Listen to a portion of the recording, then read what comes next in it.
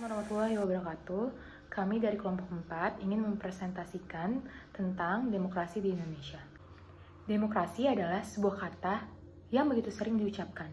Namun, makin banyak dibahas, makin terasa betapa sulit mencari contoh tentang negara yang memenuhi tatanan demokrasi secara sempurna. Paradoks di masa Orde Baru.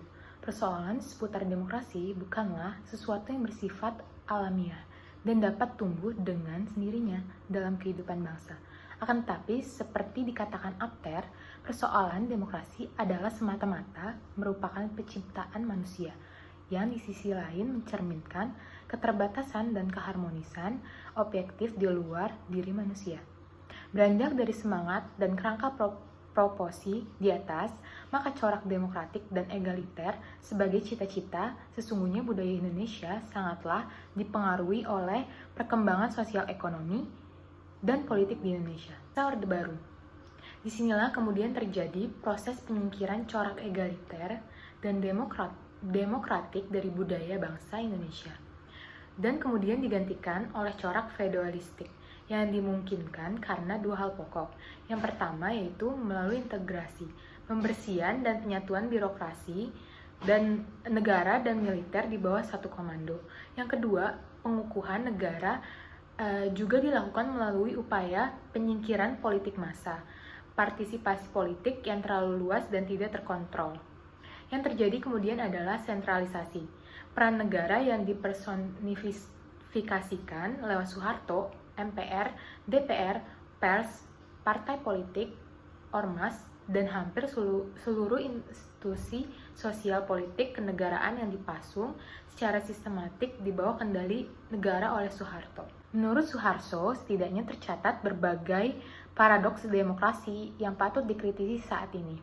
Pertama, berkembangnya kekerasan politik, anarki, radikalisme, percecokan massal yang sering dilanjutkan dengan adu fisik secara kolektif, pemaksaan kehendak, dan berbagai perilaku menyimpang lainnya yang justru mencerminkan perilaku anti-demokrasi.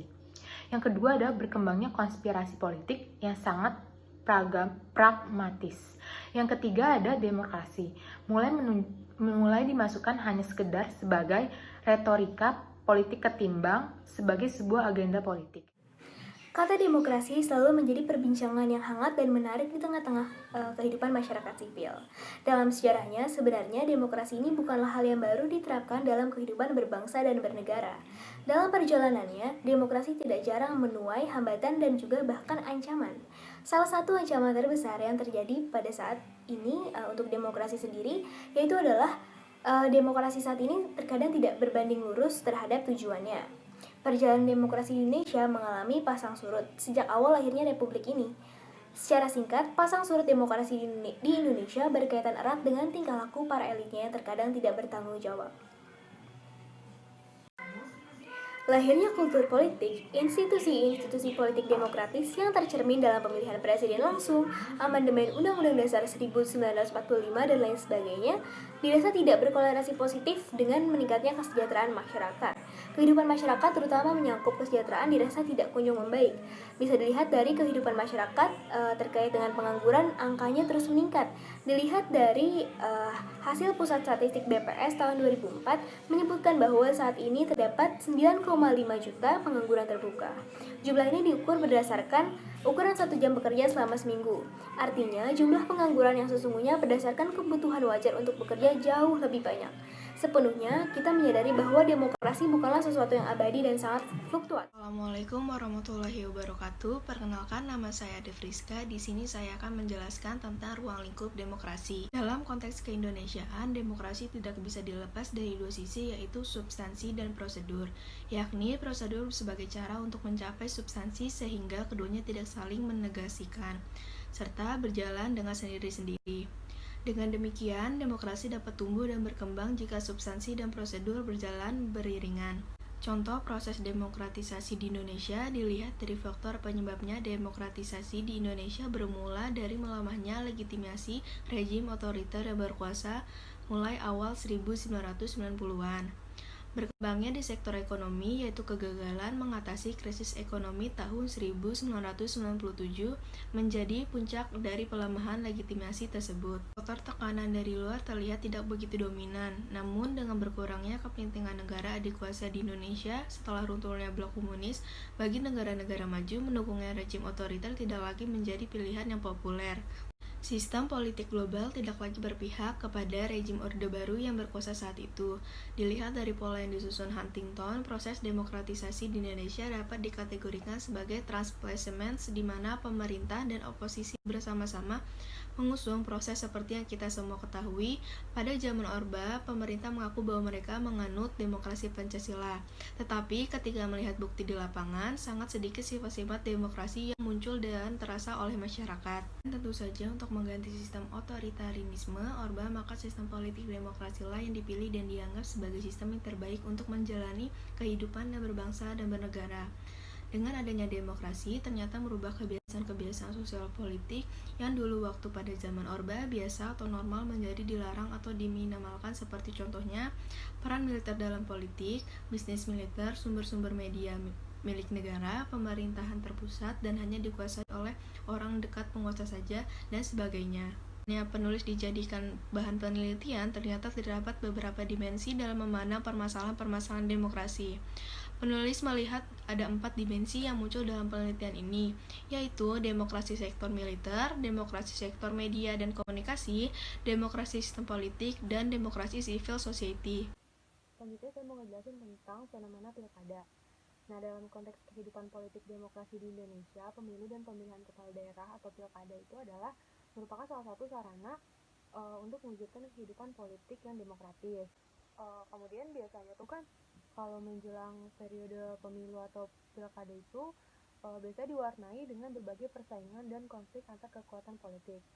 Kemudian yang jadi persoalan adalah bagaimana kita dapat mengelola dan mengendalikan persaingan serta kemungkinan konflik yang akan terjadi antar kekuatan politik yang ada sehingga tidak mencuatkan situasi anarkisme dan kekerasan politik. Nah, kita tuh perlu memahami dengan baik kompetisi dan konflik politik sejak runtuhnya rezim Soeharto. Pemahaman ini pada gilirannya paling sedikit menuntut pemahaman lebih khusus terhadap 3 hal yang sangat penting. Yang pertama itu dinamika proses politik yang terjadi menyusul jatuhnya Soeharto. Yang kedua, konfigurasi konflik politik di antara berbagai kekuatan politik yang dihasilkan oleh praktik politik Orba. Dan yang ketiga, melahirkan sikap apolitik, permisif, ekspresif, dan hedonistik. Berkembangnya masyarakat yang kriminalitas atau anomali di suatu sisi adalah karena mereka menjadi anti struktur. Dan di sisi lain tidak lagi dapat melihat dan menemukan keteladanan, panutan, atau pengalaman-pengalaman baik pada struktur politik maupun perilaku elit politik yang pantas dijadikan model dan acuan dalam kehidupan mereka sehari-hari. Selanjutnya itu ada riding the tiger. Nah, ada beberapa hal yang menyebabkan kita seakan dalam potensi kondisi riding the tiger ini. Yang pertama itu ada kehadiran landasan yuridis berupa Undang-Undang Pemerintah Daerah Nomor 32 Tahun 2004 sebagai revisi Undang-Undang Nomor 22 Tahun 1999. Masih menyisakan berbagai problema ketika aturan organik dan pasal-pasal yang ada tidak memberikan jaminan bagi berlangsungnya pilkada yang jurdil dan luber. Yang kedua itu ada kehadiran Undang-Undang Nomor 32 tentang Pemda tahun 2004. Di satu sisi telah memberikan peluang bagi proses demokratisasi, khususnya di tingkat politik lokal, tetapi di sisi lainnya juga mengundang banyak masalah dengan banyaknya persoalan gramatikal, perumusan berbagai pasal. Yang ketiga ada polarisasi antar kekuatan politik yang berbasis aliran ataupun kekuatan politik yang berreformasi sangat memberikan peluang bagi berkembangnya political split, sehingga konflik horizontal akan bersemai di dalamnya. Selanjutnya itu ada membangun demokrasi. Membangun institusi-institusi demokratik adalah prasyarat penting bagi peletakan sistem politik demokratis. Mengingat corak sosiologis masyarakat Indonesia itu kan masih kental diwarnai dengan paternalistik. Dalam implementasinya, perilaku santun, toleran, jujur, dan berkeadaban para elit dan tokoh politik akan dapat dilihat dari terbangunnya komunitas politik yang disebut sebagai followership. Nah, tanpa followership, suasana bebas dalam demokrasi cuma sekedar jadi ajang bebas saling menjatuhkan dan bebas saling mencekal. Kebebasan dalam demokrasi ini lalu diartikan sebagai bebas untuk terus-menerus berebut kursi kekuasaan. Nah, di balik semua perdebatan teoritik tentang demokrasi, juga di balik semua tuntunan bagi demokratisasi di Indonesia yang datang dari segenap penjuru, tampaknya nggak cukup muncul suatu kesadaran mendasar bahwa demokrasi sebenarnya adalah sebuah proses yang seharusnya berjalan sejak tingkat individual dan bukan semata-mata sebuah proses besar kelembagaan yang kasat mata. Semboyan seorang demokrat adalah aku mungkin tak setuju dengan pendapatmu, tapi aku akan mati-matian berjuang agar kau bisa menyuarakan pendapat itu. Semboyan inilah yang tak pernah bisa hadir dalam masyarakat kita.